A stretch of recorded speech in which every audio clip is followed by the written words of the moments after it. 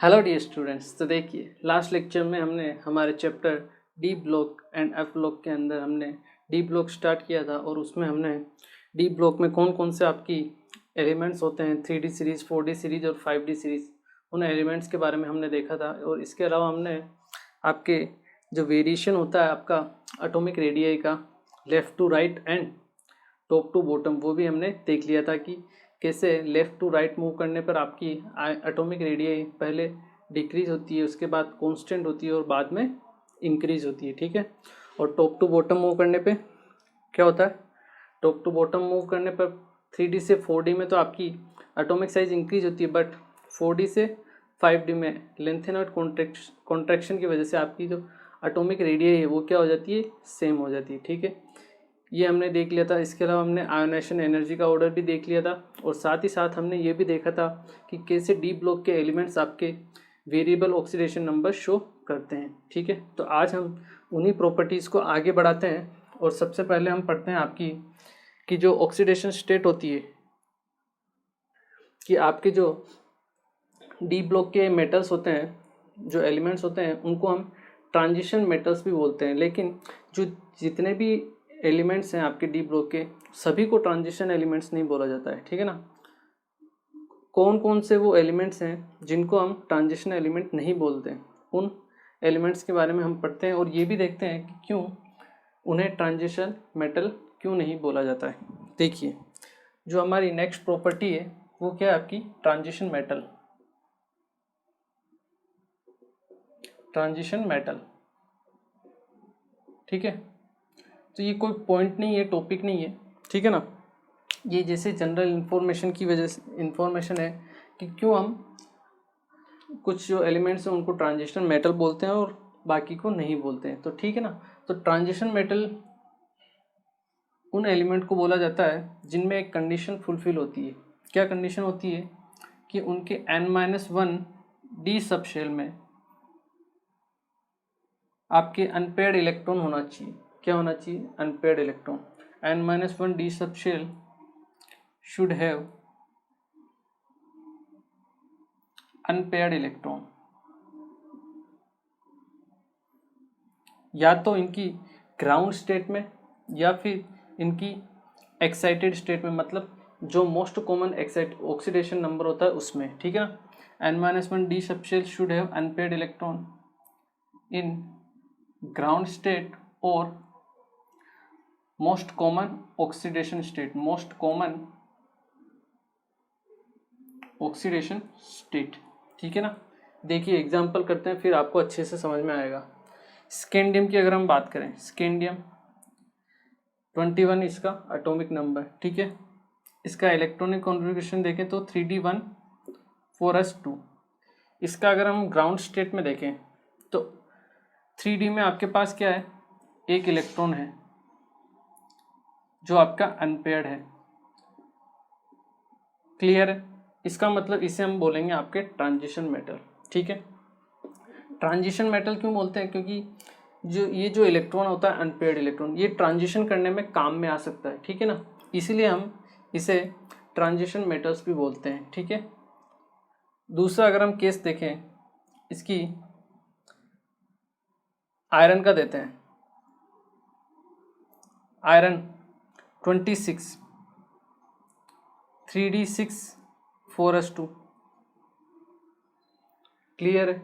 इसमें भी अगर आप देखोगे तो आपको अनपेयर्ड इलेक्ट्रॉन मिलेंगे 1 2 3 4, 1 2 3 4 5 एंड 6।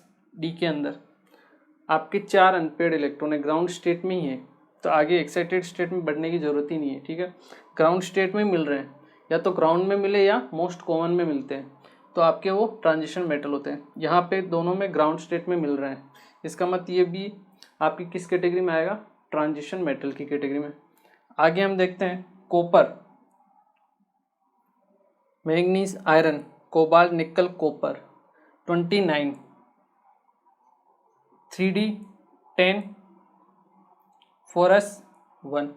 क्लियर?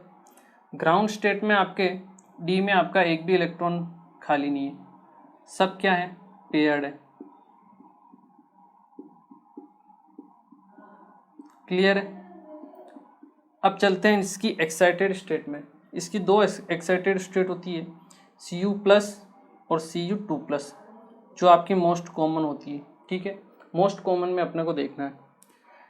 Cu प्लस में होगा 3d10 4s 0, एस से निकल गया एक इलेक्ट्रॉन। Cu2 प्लस में क्या होगा 3d9 4s 0, मतलब यहाँ पे Cu2 प्लस में आपके पास अनपेयर्ड इलेक्ट्रॉन आ जाएगा।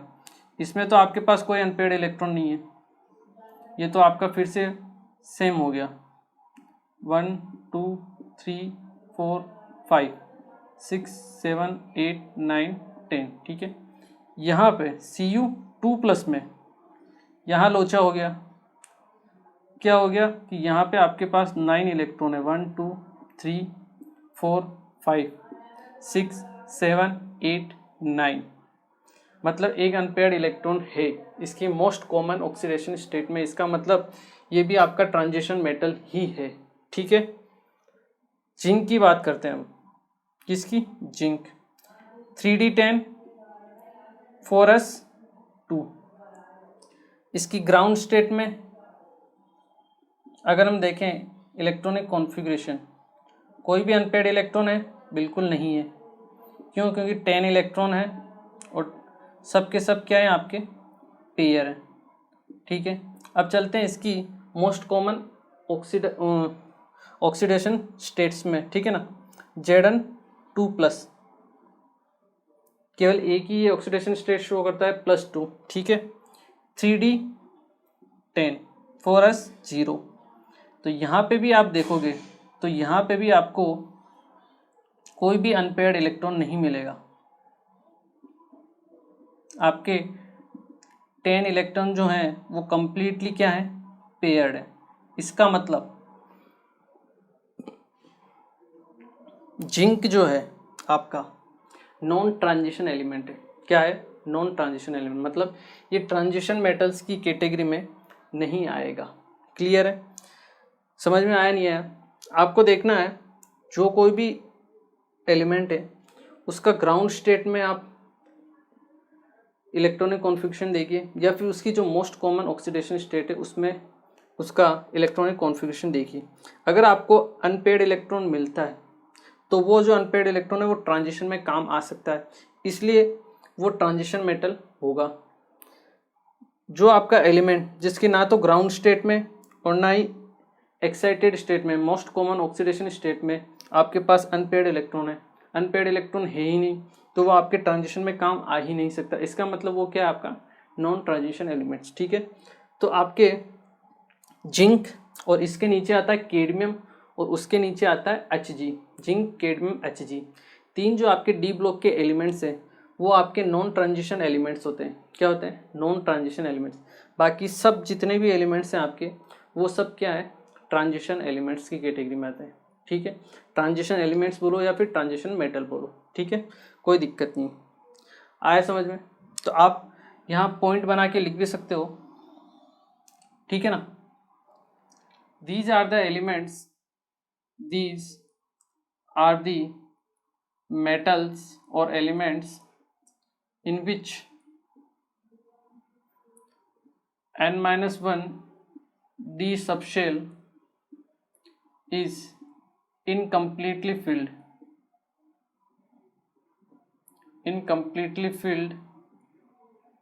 in their ground state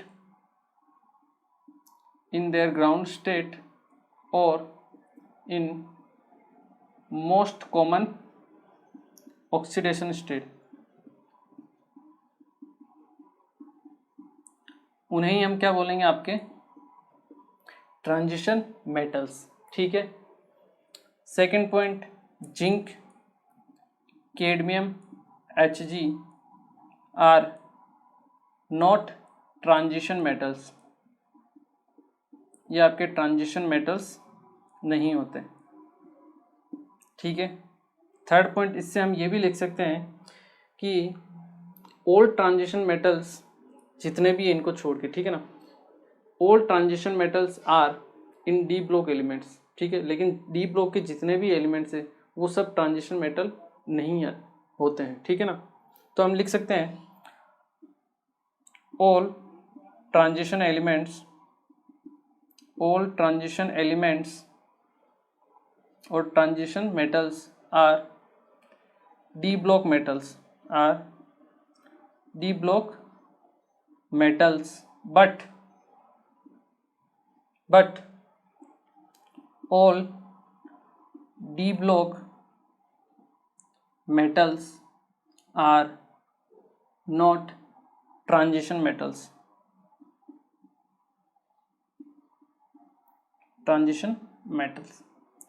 मतलब जितने भी ट्रांजिशन मेटल्स हैं, ठीक है ना, वो तो डी ब्लॉक में आते हैं, पर डी ब्लॉक के जितने भी एलिमेंट्स हैं वो सब ट्रांजिशन मेटल की कैटेगरी में नहीं आते हैं, ठीक है। तो ये एक अपना इम्पोर्टेंट पॉइंट था कि ट्रांजिशन मेटल्स कौन कौन सी होती है, ठीक है ना, इसको नोट कीजिए। फिर हम आपकी थर्ड प्रॉपर्टी पढ़ते हैं, दैट इज मेटेलिक बॉन्डिंग, ठीक है। एक बार आप इसे नोट कीजिए। ओके, देखिए अब हम पढ़ते हैं आपका next topic, that is metallic bonding, या जिसको हम बोल सकते हैं आपका melting point and boiling point, क्योंकि मेल्टिंग पॉइंट और बॉइलिंग पॉइंट जो होते हैं आपके मेटेलिक बॉन्डिंग से ही कनेक्ट रहते हैं, ठीक है। तो अब हम पढ़ते हैं आपके थर्ड हमारी प्रॉपर्टी है, दो तो हमने कर ली थी लास्ट टाइम भी, ठीक है।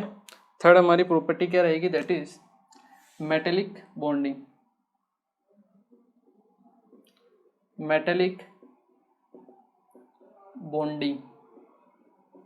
या फिर इसे आप melting point and boiling point से भी कंपेयर कर सकते हो, ठीक है।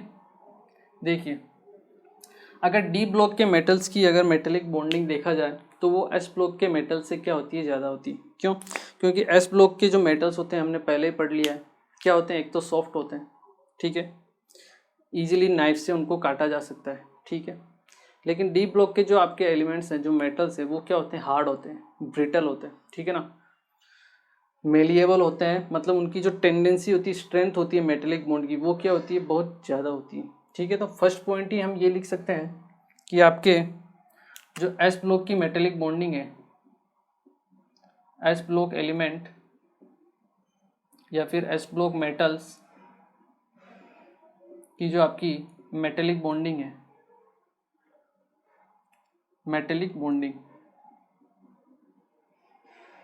ठीक है, वो क्या होती है आपकी, लेस देन होती है, वेरी वेरी लेस देन, मतलब उससे और ज़्यादा कम होती है, ठीक है ना, आपके डी ब्लॉक की मेटल से मेटेलिक बॉन्डिंग, ठीक है। ये चीज़ आपको एक तो ध्यान रखनी है।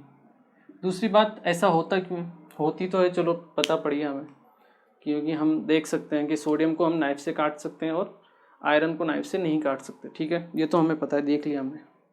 बट ऐसा होता क्यों है, देखिए रीज़न क्या रहता है, आपके एस ब्लॉक एलिमेंट में जो मेटेलिक बॉन्ड बनते हैं वो आपके उसमें जो आपके इलेक्ट्रॉन पार्टिसिपेट करते हैं वो आपके एनएस ऑर्बिटल से करेंगे, ठीक है।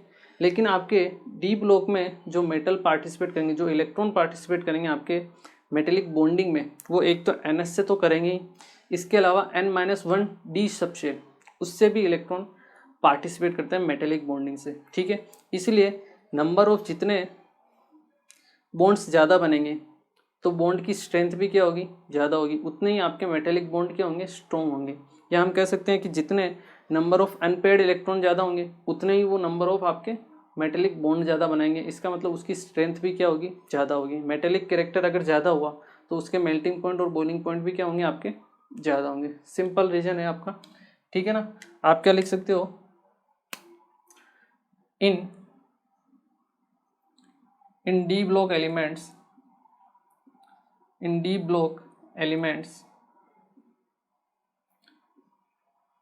ठीक है, in D block elements the electron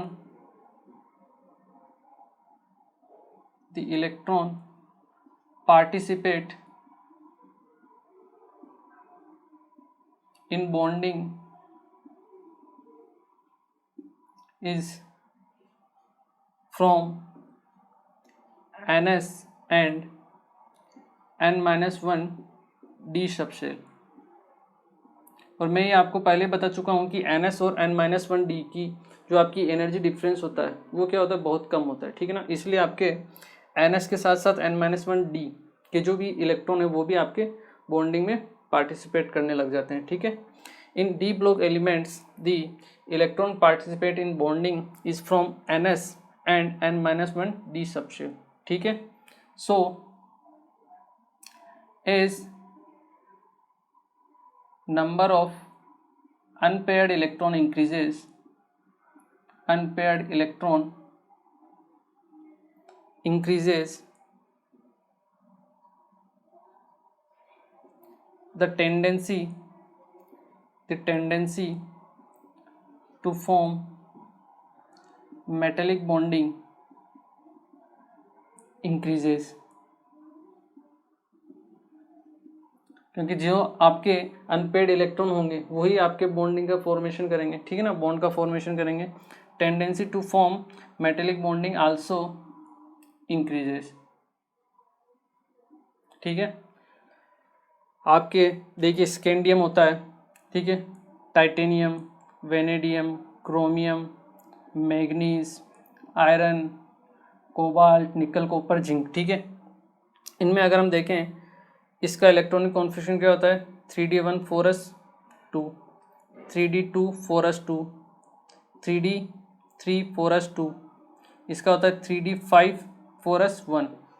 maximum number of unpaired electron कहाँ पे, क्रोमियम में 6 अनपेड इलेक्ट्रॉन होते हैं, ठीक है ना। इसके बाद सब में उससे कम ही रहेंगे। यहाँ पे क्या आपके maximum number of unpaired electron, maximum number of unpaired electron 5 तो डी वाले और एक एस वाला, 6 नंबर ऑफ अनपेयर्ड इलेक्ट्रॉन। इसका मतलब इसकी जो मेटेलिक बॉन्डिंग होगी वो क्या होगी, स्ट्रॉन्ग होगी। तो हम इसमें लिख सकते हैं साथ ही साथ maximum number of unpaired electron, strong metallic bonding,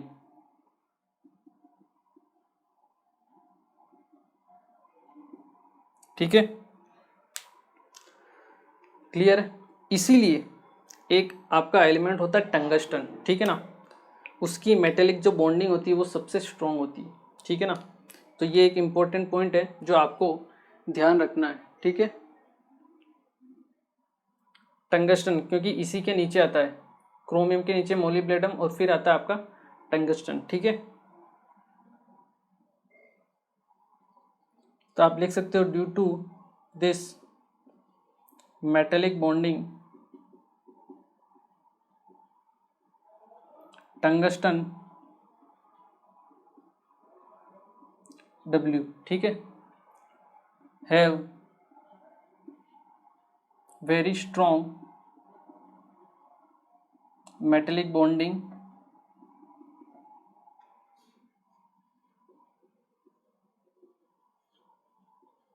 and have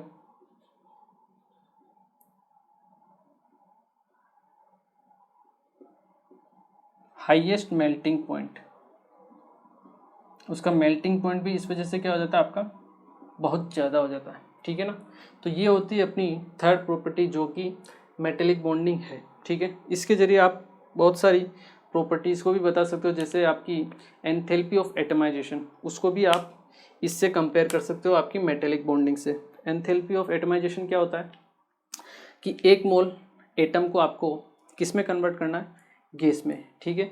उसको कन्वर्ट करने के लिए आपको जो एनर्जी देनी होती है उसे ही हम क्या बोलते हैं, एंथैल्पी ऑफ एटमाइजेशन। मतलब आपको सॉलिड को किस में कन्वर्ट करना है, गैस में। सॉलिड है, सॉलिड में मतलब मेटल है, मेटल में आपके मेटेलिक बॉन्ड होंगे। तो मेटेलिक बॉन्ड जितने ज़्यादा स्ट्रॉन्ग होंगे उनको ब्रेक करने के लिए आपको एनर्जी भी उतनी ज़्यादा देनी पड़ेगी। इसका मतलब ये जो डी ब्लॉक के एलिमेंट्स होते हैं उनकी एंथैल्पी ऑफ एटमाइजेशन भी क्या होगी, ज़्यादा होगी। मतलब जिसमें मेटेलिक बॉन्ड ज़्यादा है उसकी एंथैल्पी ऑफ एटमाइजेशन ज़्यादा होगी, ठीक है ना। वो प्रॉपर्टी भी हम इससे डिस्क्राइब कर सकते हैं, ठीक है। एक बार आप इसे नोट कीजिए, फिर मैं आपको वो प्रॉपर्टी भी लिखा देता हूँ। एक बार आप इसे नोट कीजिए, ओके। देखिए अब हम पढ़ते हैं आपके एंथैल्पी ऑफ एटमाइजेशन, ठीक है, कि एंथैल्पी ऑफ एटमाइजेशन क्या होता है। वो हम इसी से मेटेलिक कैरेक्टर से ही डिस्क्राइब कर सकते हैं, आपकी enthalpy of atomization. Enthalpy of atomisation.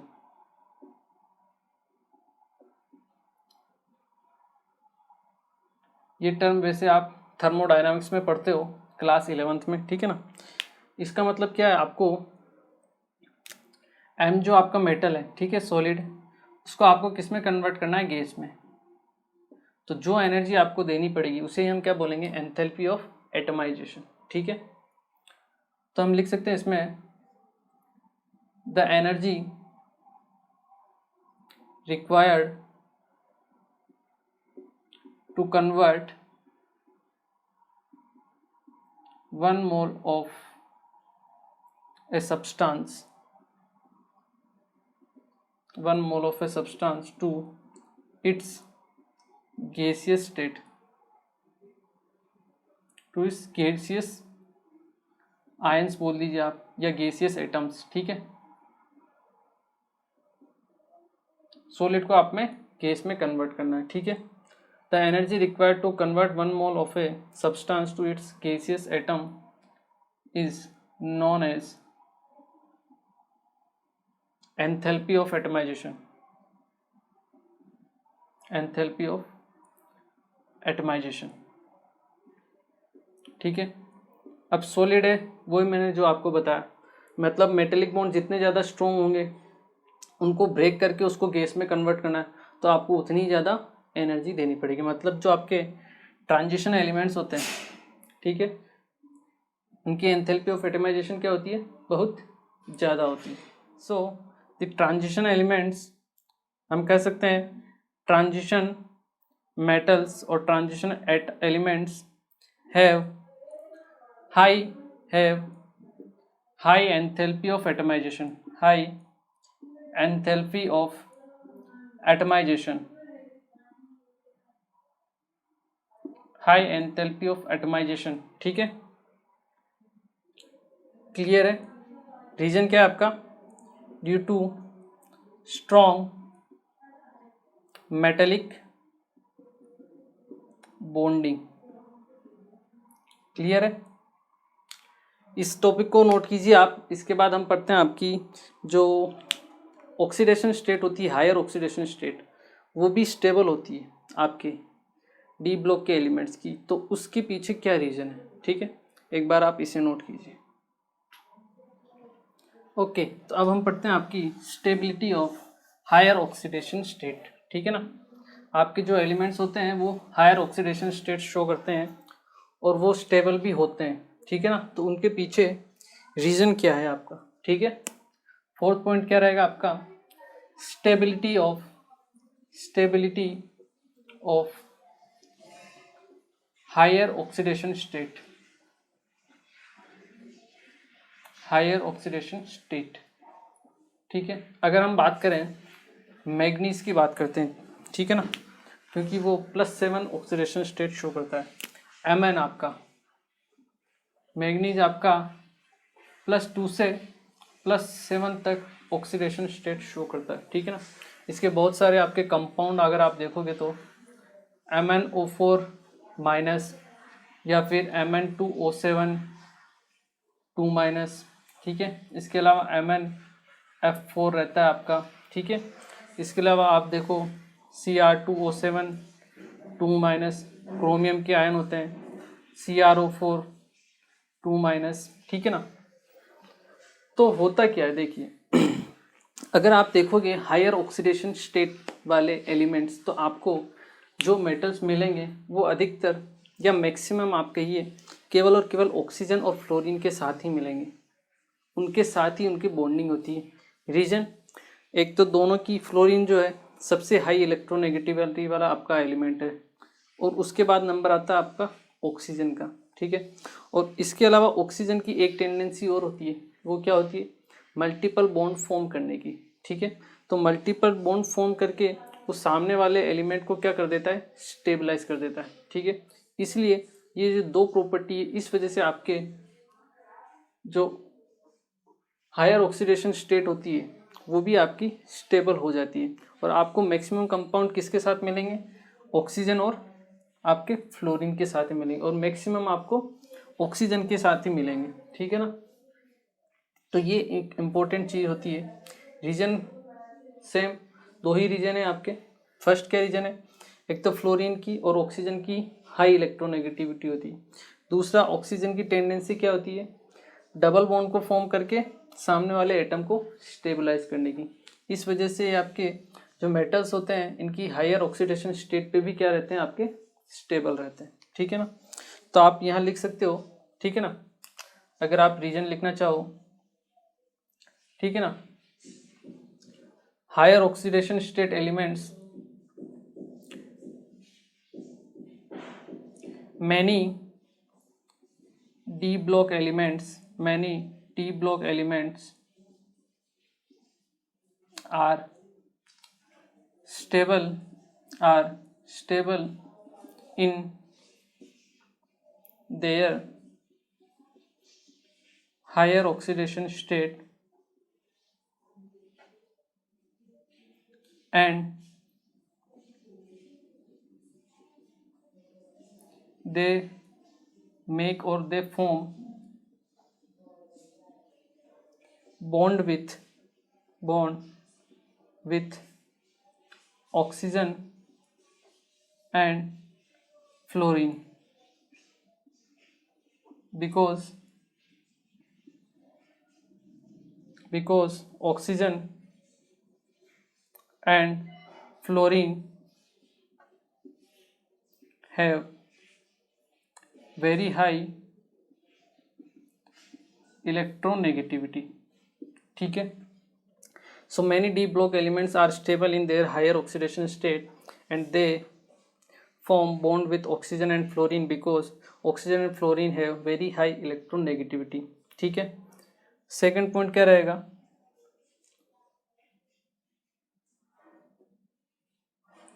many compounds are stabilized by oxygen due to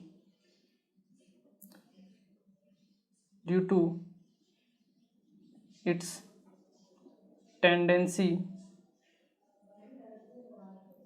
to form multiple bonds.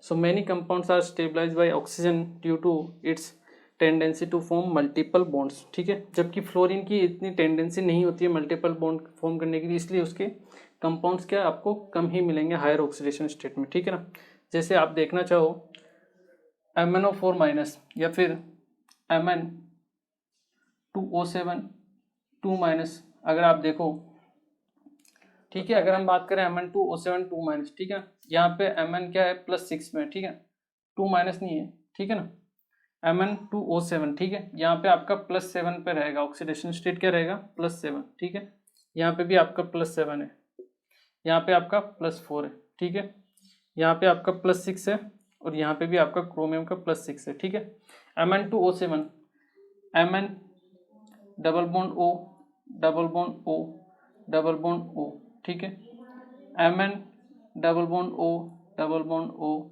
Double bond O और एक बॉन्ड के साथ ये दोनों Mn ऐड हो जाएंगे। ठीक है ना, तो Mn की टेंडेंसी है डबल बॉन्ड फॉर्म करने की, मतलब Mn जो है आपका डबल बॉन्ड फॉर्म कर रहा है ऑक्सीजन के साथ। ठीक है, लेकिन Mn की जो इसकी टेंडेंसी होती है मेटल की, ये फ्लोरीन के साथ डबल बॉन्ड बनाने की टेंडेंसी नहीं होती है। जो भी आपका मेटल है, Mn छोड़ो, जनरल फॉर्म में लेते हैं, कोई भी मेटल है तो उसकी ऑक्सीजन के साथ डबल बॉन्ड फॉर्म करने की टेंडेंसी है, बट फ्लोरीन के साथ ये टेंडेंसी शो नहीं करता है वो। ठीक है ना, ये हो गया। आप ले लो आप Cr2O7 2 माइनस ले लो आप, Cr2O7 2 माइनस। ठीक है, ये आपका Cr double bond O double bond O, ये आपका O माइनस। ठीक है, O then Cr double bond O double bond O and O minus. ठीक है,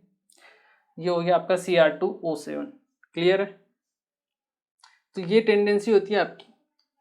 यही रीज़न है आपका कि आपके ऑक्सीजन और फ्लोरीन जो है आपके हायर ऑक्सीडेशन वाले स्टेट वाले जो एलिमेंट्स होते हैं उनको भी क्या कर देते हैं, स्टेबलाइज कर सकते हैं, उनके साथ आपके बॉन्ड का फॉर्मेशन कर सकते हैं। ठीक है, इसे नोट कीजिए। फिर आपने देखा होगा कि जो डी ब्लॉक के एलिमेंट्स हैं वो कलर भी शो करते हैं। ठीक है, तो कलर कैसे शो करते हैं वो हम देखते हैं, हमारा नेक्स्ट टॉपिक है, एक बार आप इसे नोट कीजिए।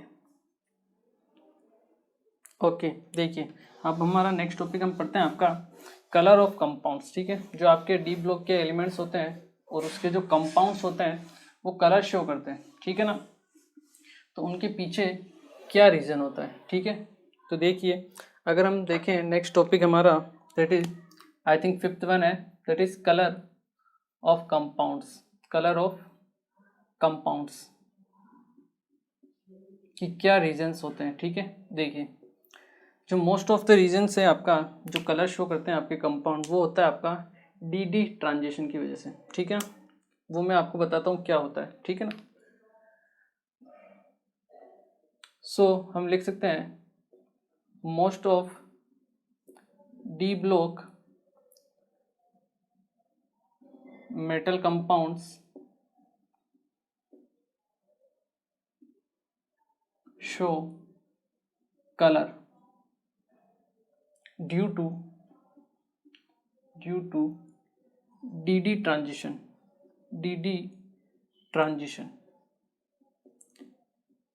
ठीक है, इस वजह से। अब ये होता क्या है डी ट्रांजिशन, देखते हैं। ठीक है, वैसे तो मेन टॉपिक है आपका कॉम्प्लेक्स नंबर का, जो आपका चैप्टर होता है 12th का।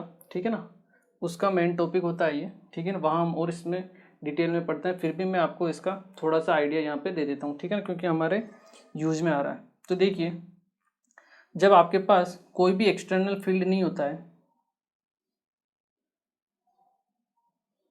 डी आपके शेल में आपके, ठीक है ना, डी सब शेल में आपके कितने 10 इलेक्ट्रॉन होते हैं। ठीक है ना, क्लियर है।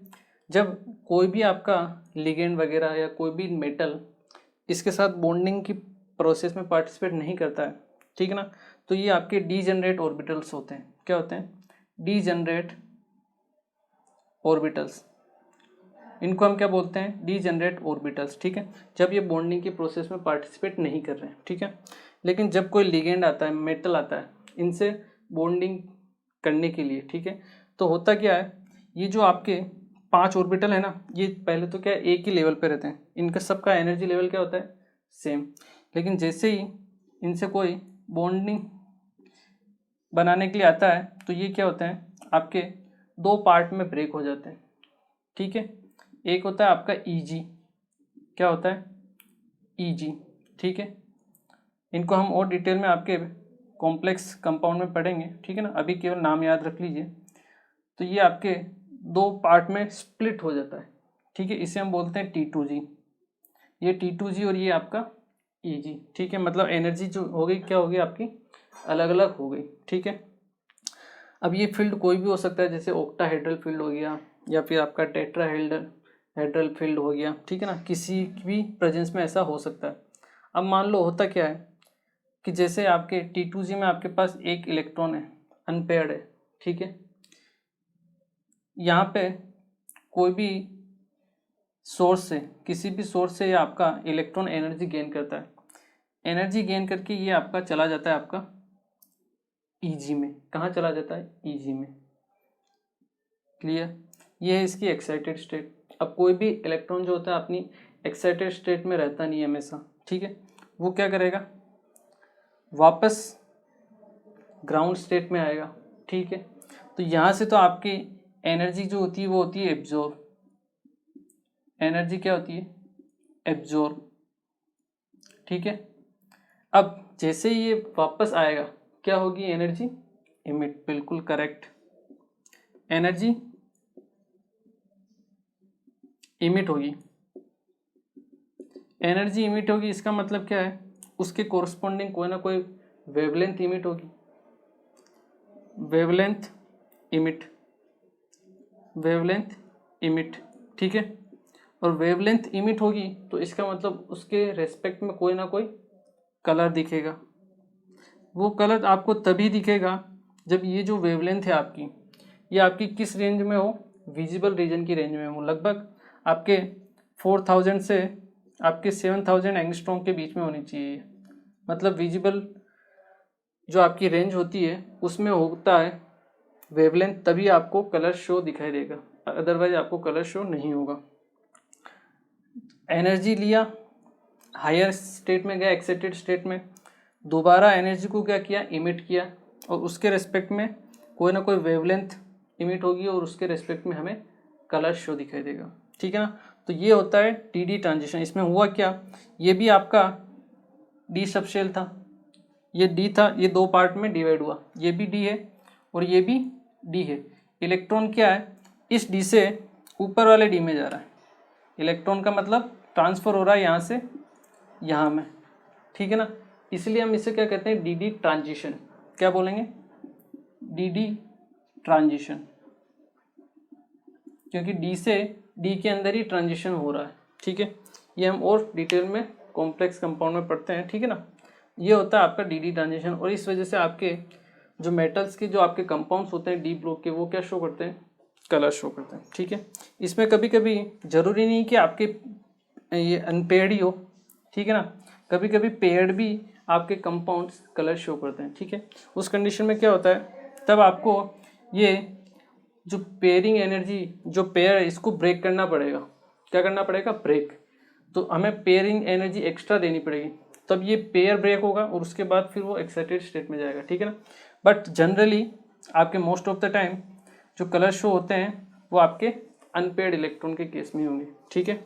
ये होता है आपका डी ट्रांजिशन। ठीक है। इसको आप लिखना चाहो तो लिख भी सकते हो। ठीक है ना। इसकी जो डिटेल है वो डिटेल क्या कहती है, हम कह सकते हैं unpaired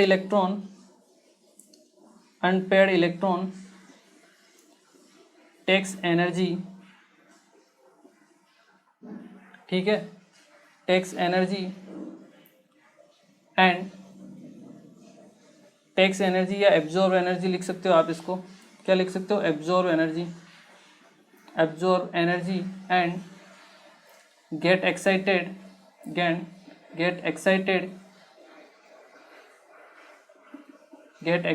to EG,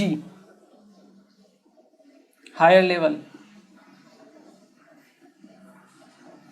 level means आपका EG। So unpaired electron absorb energy आप यहाँ लिख सकते हो इन T2G। ठीक है। आपका लोअर लेवल। ठीक है। And get excited to higher level and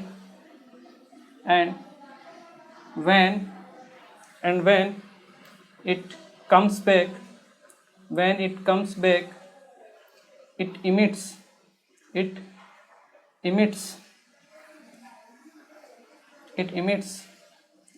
the energy in form of wavelength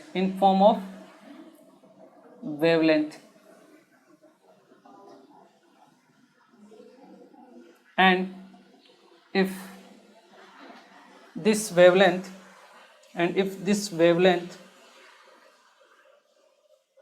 comes in visible region, ठीक है, we can observe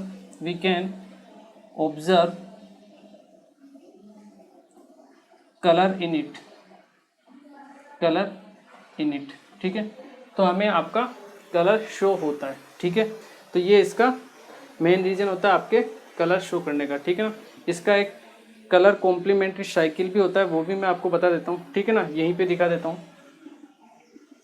या फिर ऐसा करो आप एक बार इसे नोट कीजिए, फिर मैं आपको बताता हूँ। ठीक है ना। उसके बारे में एक बार आप इसे नोट कीजिए। ओके। देखिए अब मैं आपको एक कलर का जो आपका साइकिल होता है, ठीक है ना, वो आपको मैं बता देता हूँ। ठीक है ना,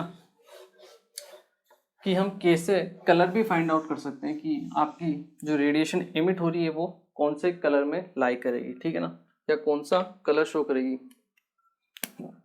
इसे हम बोलते हैं कॉम्प्लीमेंट्री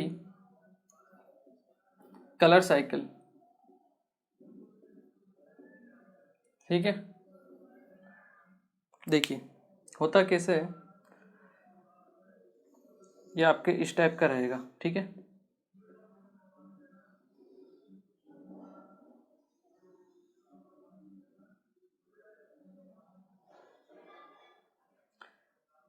विबग्योर आपने पढ़ा होगा, ठीक है ना। वी आई को हटा दो, वी आई बी, आई को हटा दो, V I B, G Y O R, ठीक है। ये होता है आपका विबग्योर, इसको ध्यान रखना। मतलब आपका जब इलेक्ट्रॉन रेड कलर की वेवलेंथ को एब्जॉर्व करता है, ठीक है, तो जब वो इमिट करेगा तब वो आपकी जस्ट सामने वाली अपोजिट, इस कॉम्प्लीमेंट्री साइकिल के अपोजिट वाला जो कलर है उस कलर की वेवलेंथ को इमिट करता है, ठीक है। अगर उसने ऑरेंज कलर को वेवलेंथ को एब्जॉर्व किया तो जब वो इमिट करेगा तब आपके ब्लू कलर की रेडिएशन को इमिट करेगा, ठीक है। अगर उसने येलो को एब्जॉर्व किया तो वॉयलेट को वो इमिट करेगा, ठीक है। या फिर मान लो इस रेंज में उसने कोई वेवलेंथ एब्जॉर्व की रेड और ऑरेंज में, ठीक है, तो वो इमिट किस रेंज में करेगा, आपका ब्लू और ग्रीन की रेंज में, ठीक है। तो ये एक इम्पोर्टेंट पॉइंट है जो आपको ध्यान होना चाहिए, ठीक है। विबग्योर टाइप से आप उसको निकाल सकते हो, ठीक है, क्लियर। देखिए अब हम क्या है कुछ एक दो एग्जाम्पल देखते हैं। जैसे आपका एक तो है KMnO4, ठीक है, एक होता है आपका K2Cr2O7, ठीक है। ये दो आपके कंपाउंड्स हैं, ठीक है। यहाँ Mn की ऑक्सीडेशन स्टेट है +7, यहाँ पे क्रोमियम की ऑक्सीडेशन स्टेट है आपकी +6, क्लियर। Mn का अगर हम इलेक्ट्रॉनिक कॉन्फ़िगरेशन देखें, atomic number 25, 3d5 4s2, clear है। Mn+7, Mn अगर +7 स्टेट में रहेगा आपके तो 3d0 इलेक्ट्रॉनिक कॉन्फ़िगरेशन, मतलब सातों इलेक्ट्रॉन निकल गए, ठीक है। क्रोमियम Cr, इसका क्या होता है 3d5 4s1, क्लियर। Cr+6 का अगर हम देखें तो 3d0, मतलब दोनों के पास d में कोई भी इलेक्ट्रॉन नहीं है, ठीक है। इसका मतलब इनके बीच में कोई भी dd ट्रांजेक्शन पॉसिबल नहीं है, क्योंकि इलेक्ट्रॉन ही नहीं है, अनपेयर्ड इलेक्ट्रॉन कुछ भी नहीं है, तो dd ट्रांजिशन कैसे होगा। मतलब dd transition is not possible. और अगर dd ट्रांजिशन पॉसिबल नहीं है तो इसका मतलब ये आपका कलरलेस होने चाहिए, बिल्कुल, लेकिन होते नहीं है। अपने को पता है KMnO4 का कलर कौन सा होता है, पर्पल, ठीक है, और क्रोमियम का कलर क्या होता है आपका, ऑरेंज। तो ऐसा क्यों, तो देखिए यहाँ एक दूसरा फिनोमेना काम करता है, वो है आपका चार्ज ट्रांसफर वाला। कौन सा, चार्ज ट्रांसफर स्पेक्ट्रा। वो आपका फॉर्मूला यहाँ पे अप्लाई होता है, ठीक है। इसको नोट कर लिया होगा आई थिंक आपने, ठीक है। ये आपका कॉम्प्लीमेंट्री कलर साइकिल, ठीक है, क्लियर। तो देखिए होता क्या है, अगर हम बात करें यहाँ पे आपके होने चाहिए थे dd ट्रांजिशन के हिसाब से कलरलेस होना चाहिए था, बट होते क्या आपके पर्पल और ऑरेंज होते हैं। यहाँ पे फिनोमेना जो काम करता है वो आपके काम करता है चार्ज ट्रांसफर स्पेक्ट्रा वाला फिनोमेना, ठीक है ना। तो हम लिख सकते हैं, मैं आपको बताता हूँ चार्ज ट्रांसफर स्पेक्ट्रा क्या होता है वो भी, ठीक है ना।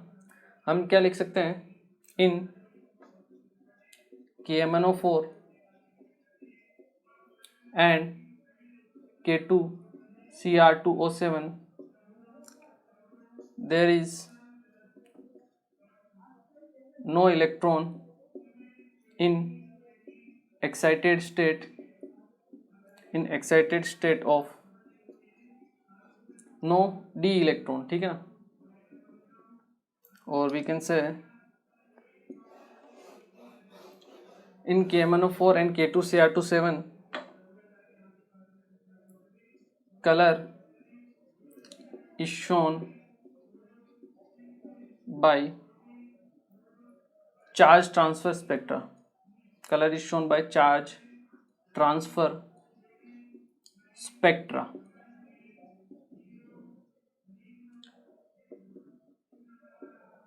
Not by d transition. D transition से आपका ट्रांसफ़र नहीं होता है। किससे होता है? चार्ज ट्रांसफ़र स्पेक्ट्रा से। ठीक है, चार्ज ट्रांसफ़र स्पेक्ट्रा क्या होता है देखिए, ये आपका MnO4 माइनस, ठीक है, K plus MnO4 minus ion आपका एक्वस स्टेट में H2O रहेगा पास में, ठीक है, H2O के पास रहते हैं आपके लोन पेयर इलेक्ट्रॉन, ठीक है। तो होता क्या है, चार्ज ट्रांसफ़र स्पेक्ट्रा में आपके जो ऑक्सीजन के इलेक्ट्रॉन है वो मोमेंटली ट्रांसफ़र होते हैं आपके Mn के पास। कहाँ? MnO4 के पास आपके ऑक्सीजन के इलेक्ट्रॉन क्या होते हैं? ट्रांसफ़र होते हैं। इलेक्ट्रॉन ट्रांसफ़र मतलब आपका एक तरीके से चार्ज का ट्रांसफ़र हो रहा है, और इसी ट्रांसफ़र होने की वजह से आपका ये जो स्पीसीज़ होते हैं ये क्या शो करती हैं? कलर शो करती हैं। सेम टू सेम आपका Cr2O7 2 माइनस, ठीक है, यहाँ पे भी H2 है, ठीक है, ये भी अपना इलेक्ट्रॉन का मोमेंटली ट्रांसफ़र करता है K2Cr2 आपका Cr2O7 2 माइनस आयन को, ठीक है। इस वजह से भी आपका यहाँ पे क्या होता है? इलेक्ट्रॉन का ट्रांसफ़र होता है, और इस इलेक्ट्रॉन के ट्रांसफ़र की वजह से, इलेक्ट्रॉन मतलब आपका चार्ज का ट्रांसफ़र हो रहा है, और इस चार्ज के ट्रांसफ़र होने की वजह से ही आपके ये जो दोनों कंपाउंड्स हैं ये क्या शो करते हैं? कलर शो करते हैं, ठीक है ना। तो ये इंपॉर्टेंट कंपाउंड है जो आपको ध्यान रखने हैं, ठीक है ना, बाय नेम याद रखने हैं कि MnO4 पर्पल कलर का एंड K2Cr2O7 आपका ऑरेंज कलर का होता है, ठीक है। एक तो ये चीज़ हो गई जो इम्पोर्टेंट थी। इसके अलावा आपके जो डी ट्रांजिशन से जो कलर शो होते हैं वो इंटेंस होते हैं। इंटेंस मतलब गहरे टाइप के होते हैं, ठीक है ना। एक पॉइंट ये भी आप नोट करके लिख सकते हो, colour shown by d transition are very intense, ठीक है ना। आपके लाइट कलर नहीं होते हैं, इंटेंस डार्क कलर होते हैं, ठीक है ना। तो ये एक इम्पोर्टेंट चीज़ है जो आपको ध्यान रखनी चाहिए, ठीक है। तो ये जो कलर शो होंगे आपके इंटेंस कलर होंगे, ठीक है, या तो ये डी ट्रांजिशन से हो या फिर आपके चार्ज ट्रांसफर से भी होंगे तो भी आपके इंटेंस ही होंगे, ठीक है ना, या फिर आपके charge transfer R very intense, ठीक है। तो ये चीज़ आपको ध्यान रखनी है, क्लियर है? ओके, एक बार इसे नोट कीजिए पॉज करके। ओके, तो देखिए आज के लेक्चर में हमने स्टार्ट किया था ट्रांजिशन एलिमेंट से, ठीक है ना, कि कौन कौन से आपके डी ब्लॉक के जो एलिमेंट्स होते हैं वो ट्रांजिशन मेटल्स होते हैं, कौन कौन से नहीं होते हैं। तो जिंक, कैडमियम और Hg आपके ट्रांजिशन मेटल्स की कैटेगरी में नहीं आते हैं, ठीक है, वो हमने देख लिया था, ठीक है। उसके बाद हमने मेटेलिक बॉन्डिंग देख ली थी, ठीक है, स्टेबिलिटी देखी थी हमने हायर ऑक्सीडेशन स्टेट्स के लिए, ठीक है, और बाद में हमने देखा आपका ये जो कलर का शो करते हैं डी ब्लॉक के कंपाउंड, उनका क्या रीज़न है वो हमने देख लिया, ठीक है। तो आज के लेक्चर को हम यहीं फिनिश करेंगे, और नेक्स्ट क्लास कुछ इसकी कुछ और प्रॉपर्टीज़ बाकी है अभी, वो हम नेक्स्ट क्लास में पढ़ेंगे, ठीक है। तो मिलते हैं नेक्स्ट लेक्चर। Thank you.